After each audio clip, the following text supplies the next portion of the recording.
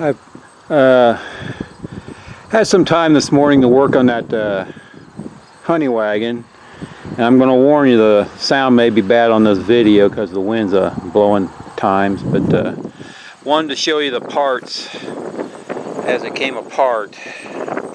And if you looked at the first video on it, this was where the PTO shaft comes out of the front of the pump, and it leads to a big gear here. There's a bearing on the back of it, and it's fine. Fortunately, I did not mess up the gasket, and I'm going to try to reuse the gaskets on this. That doesn't go with that bearing. I just laid it there to keep track of it.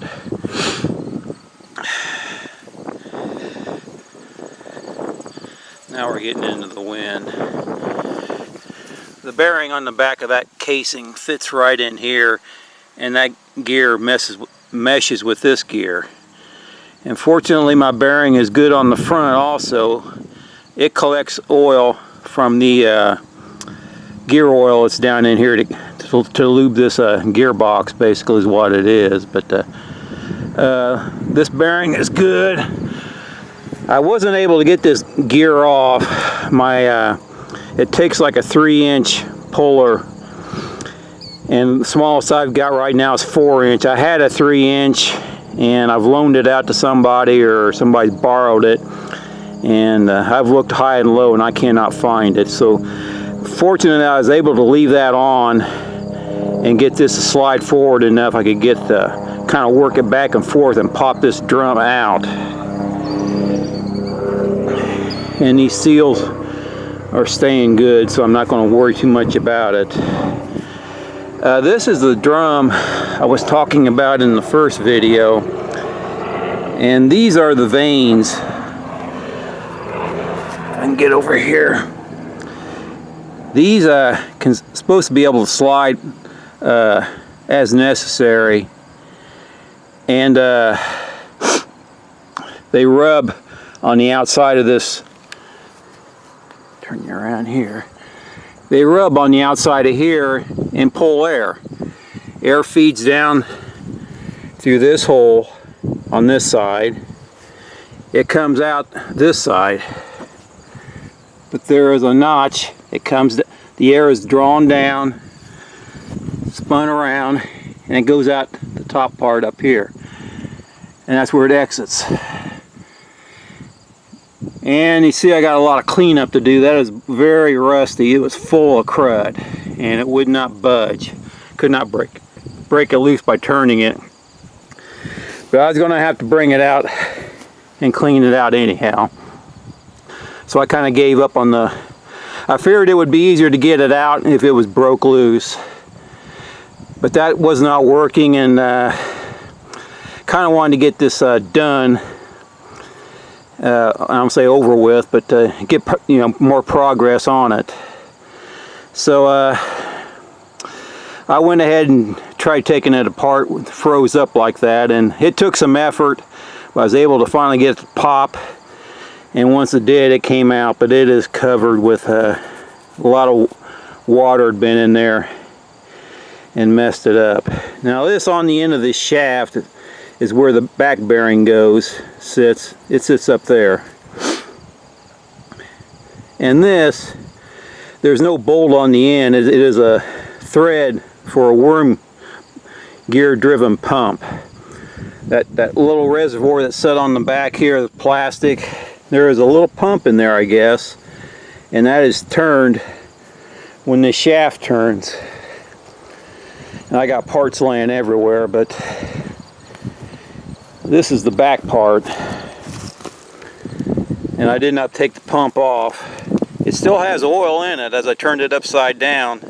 Water did not come out, oil did. So I'm thankful for that. But if you can see in there is a little worm driven pump that I can still move with my finger. And my bearing doesn't make any noise, and it still turns. So I don't think I'm going to need the total rebuilt kit. At least I'm going to try it without it. There is this here that may be a little bit mashed is an O-ring, and there's one on the front too. But I'm thinking I can get by. At least I'm going to try that. And if it leaks, I'll have to take it back apart and put a seal kit in it. But I'm trying to be, you know, economic about it.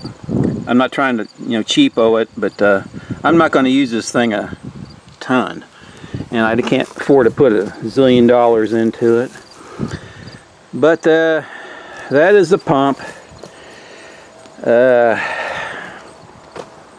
top of the pump, the what I call the valve that directs the air, is still locked up, and I cannot get it to move yet. I've got some WD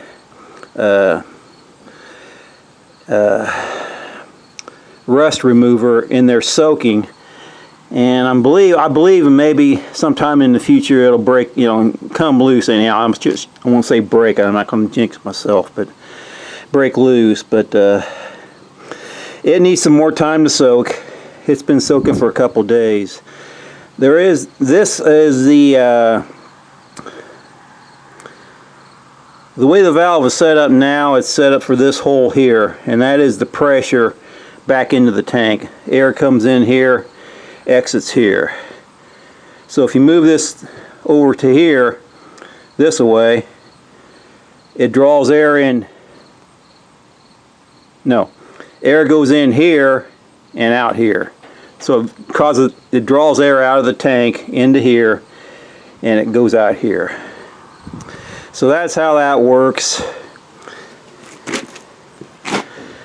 This is just a little line that connects to that reservoir that feeds oil down into the drum and keeps the vanes lubricated, I take it. So this is still a work in progress.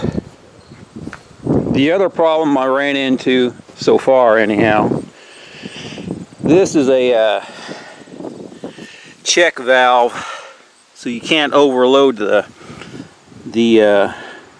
reservoir and fill the pump up with manure and everything. And if you remember from the first one, it had a big glass bulb that clamps on the bottom here, and the big ball sits in it. This is the top part of it here. If manure starts coming in there, or water, or whatever you're pumping, and starts to fill that bowl up, that ball will press up against here and prevent any manure or water to get on in the pipe into the pump. But you can see something has just gotten in there and just ate that all up. I mean, this is an aluminum alloy, and it is just totally gone. And I'm not too sure how or if I can rebuild that, because it is so thin up there near the top. I know urine, like mice urine, cat urine, is highly corrosive. I mean, it'll eat metal like crazy, but that thing is in pretty bad shape. But I'm going to see if I can fix it or figure out something to do with it. I don't know what it is, but hopefully I can find something, because a new one is like 150 bucks. And I don't want to spend the money if I can find something that'll work just as good. Okay? And I don't plan on filling it that full to where I would get water into the pump or manure into the pump. At least I hope I never do.